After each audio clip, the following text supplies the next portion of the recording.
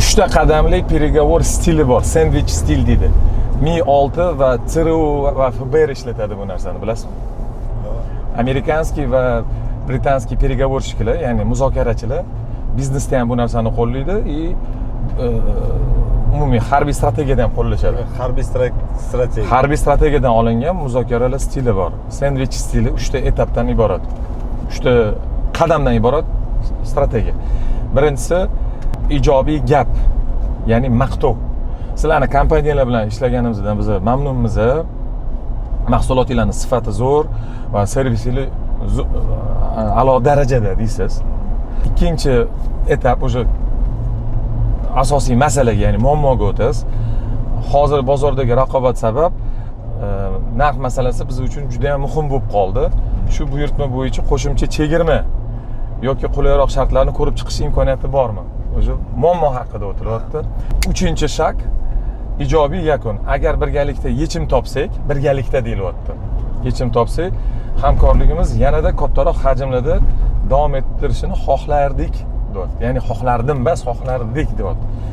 Xo'p, nimaga bu stil ishlaydi? Inson miyasi tanqid yokida manipulyatsiyani ko'tara olmaydi. Sразу yopilib oladida, переговор на месте разрывается. Защитаga o'tib oladi. Да, защитный anaqa instinkt yoqiladi.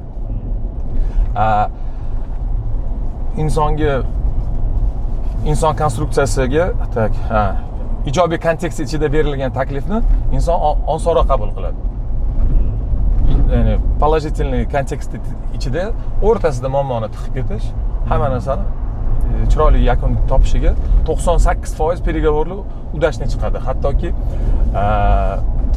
nimani Mi 6 ni antiterror komandasi ham mana shu sandwich stilida o'rgatilar ekan. То есть seminarlarda biz ko'rdik hozir sразу chiqib turib muammo bor deyotdi, ana odamga bizni полный ochib bermoqchi bo'lgan problemani, ya'ni yechimlarni yechib bermadik, faqat точечный bitta masalani faqat ko'rdik. Xuddi shunday. Lekin umumiy kontekstni yoyib bera olmadik. Misol. Lekin boshqa shahardagi seminarda nima bo'ldi? Insonlar birinchi mahsulotingiz bunaqa ko'pligini bilmas edik. Xuddi shunday. Yetkazganingiz uchun rahmat. Mana nima yengillik. O eski mana o yengilligingizda yoki tovaringizda mana bunaqa muammo bor edi deyotdi. U odamga уже biz полный tushuncha berishni boshladik. Qanday boshlangan bu muammo, qanday yechilgan va mana bu уже 100% mahsulot tayyor. Da. Agar siz ham savdo strategiyasida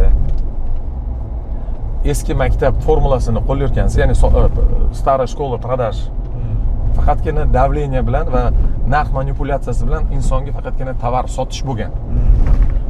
Agarda sizni o'sha payti tasavvur qiling, 20 yil oldin hozirgi strategiya bo'lganida, mana shu sandwich strategiyasi, sizni u paytdagi bozor qabul qilmasdi. Hozirgi vaqt bor, hamma strategiyani o'zi vaqti bor. Albatta, o'zini nima deydi? Periodi bor. Hozir bizani umumiy mass market bozorimizda taklifdan ko'ra, talabdan ko'ra taklif ko'proq. Ana o'shanaqa taklif ko'p bo'lgan joyda siz o'zingizni mahsulotingizni bozorda o'z o'rnini o'rnatmoqchimisiz? Siz birinchi navbatda narx yoki menda mahsulot bor deb emas, xaridorlardagi og'riqni, muammolarni yechimini topishingiz kerak. Topgandan keyin u bilan suhbat o'rnatishingiz kerak. Suhbatdan keyin u o'sha sizga yechimda yordamlashgan hamkorni siz xaridor emas, oddiy inson sifatida qabul qilishingiz kerak. Ana o'shanda nima derdan uni? Tak. Shuning uchun bu eng ko'p sotilayotgan mijoz nega sizga ishonmagani uchun turib bo'ldi, lekin hissiyot. Tak. Sizni ovozingizda, energiyangizda, tak. Siz qilayotgan ishingiz qancha? Tak.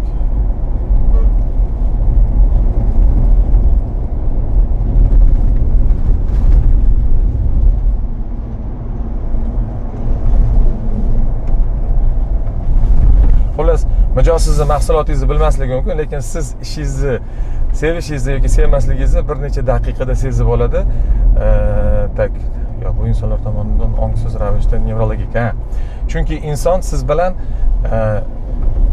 nevrologik va emotsional signallar orqali munosabat qiladi. Mahsulotingiz orqali siz bilan faqat xaridor munosabat qiladi. Siz shunchaki xaridor emas, u inson va siz insonligingizni eslatishingiz kerak.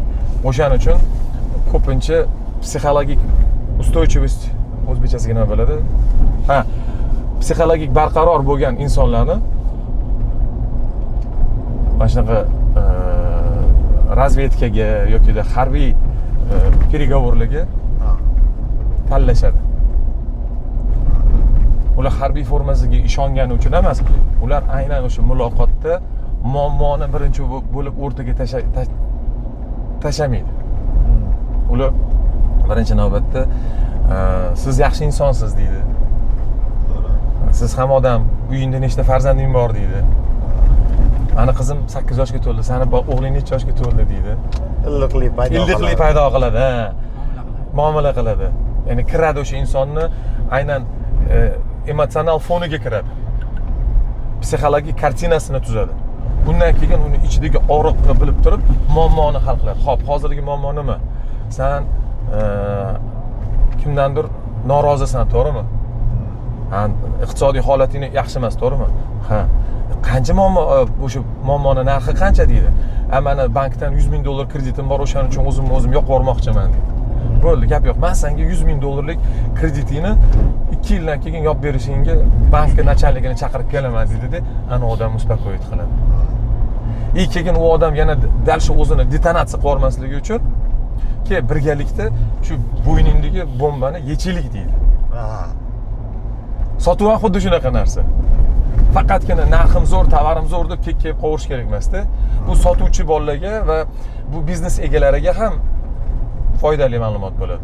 Va kimnidir biznesida siz sotuvchi bo'lsangiz, bo'ldi, mani bosimni puli ko'p yoki u bosim birinchi qo'l, biz luboyni yirtib tashlaymiz narx bilan deb o'ylamang. Maydon bilan, jamiyat bilan muloqot va munosabat o'rnatmagan brend faqatgina haykal sifatida turaveradi.